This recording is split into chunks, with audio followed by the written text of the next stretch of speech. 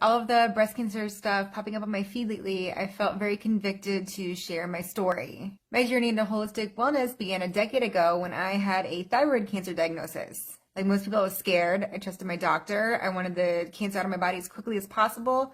Never got a second opinion, and never even considered holistic medicine as a potential treatment. I was very uneasy, removing a gland responsible for so many metabolic processes in our body, but that was the only option I was given. So I had my thyroid removed, there's the scar, and then I had a form of radiation. After I had my surgery, I started researching, and that trip down the rabbit hole is one that would change my life forever. I learned that the root cause of all disease stems from things like toxins, pathogens, undealt with trauma, chronic stress. And I found out that there were powerful compounds in certain foods, supplements, essential oils, and teas that were powerful enough to reverse cancer.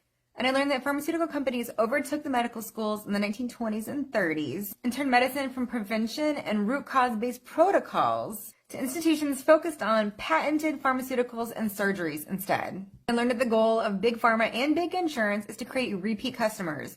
So for me, if I don't have a thyroid, I'm on thyroid medication for the rest of my life. It's a frustrating experience once you get red-pilled and you feel like you've been played.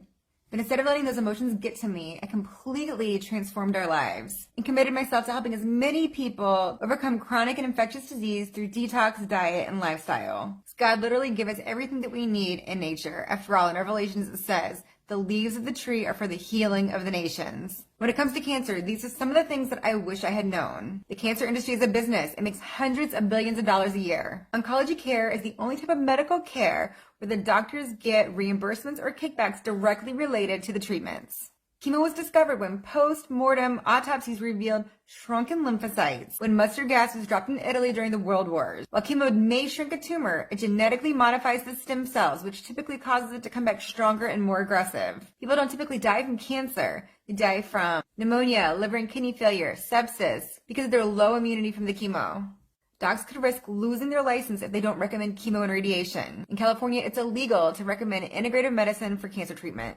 There are natural health clinics all over the country that focus on healing cancer naturally. Not only do they address the cancer, but they also address the root cause so you significantly lower your chance of recurrence. So my message today is one of hope. If you or someone you know is struggling with cancer, you have options.